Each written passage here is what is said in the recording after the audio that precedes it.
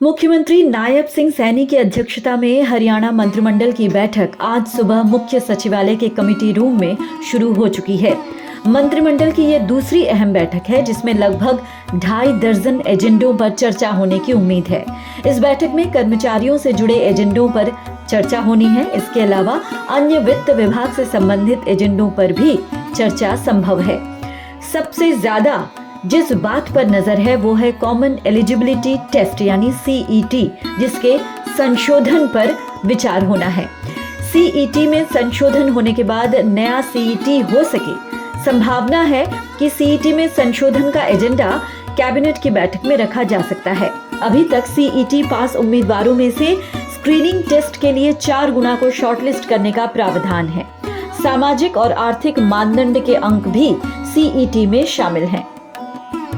चूंकि हाईकोर्ट ने सामाजिक आर्थिक मानदंड के अंकों को असंवैधानिक करार दे दिया है, इसीलिए CET पॉलिसी में से सामाजिक आर्थिक मानदंड के अंक हटाने जरूरी हो गए हैं।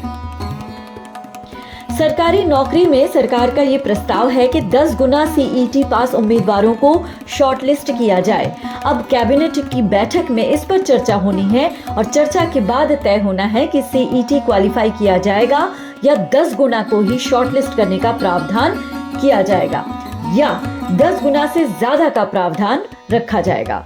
अनुभव के जो अंक मिलते थे अब CET संशोधन में उन्हें भी हटा दिया जाएगा। CET में एक बड़ा संशोधन ये भी प्रस्तावित है कि जब ग्रुप के मुताबिक स्क्रीनिंग टेस्ट होगा तो वेटिंग लिस्ट भी ग्रुप के मुताबिक ही तैयार की जाए, लेकिन अंतिम फैसला कैबिनेट की बैठक में ही तय होगा।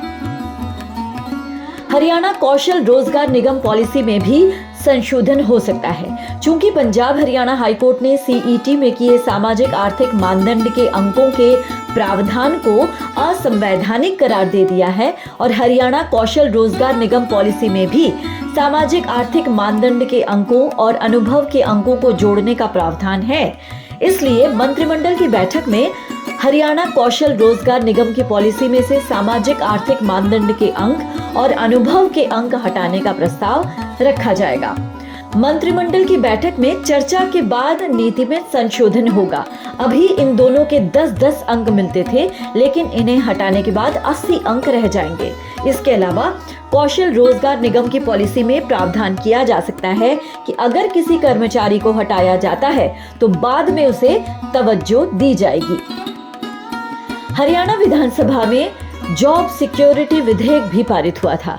राज्यपाल की मंजूरी के बाद वो अधिसूचित भी हो गया। इसमें प्रावधान किया गया है कि 14 अगस्त तक 5 साल या इससे ज्यादा सर्विस वाले अस्थायी कर्मचारियों को जॉब सिक्योरिटी दी जाएगी। इसमें यह भी प्रावधान किया गया है कि एक कैलेंडर वर्ष में कम से कम 240 कार्य दिवस यानी वर्किंग डेज होने चाहिए।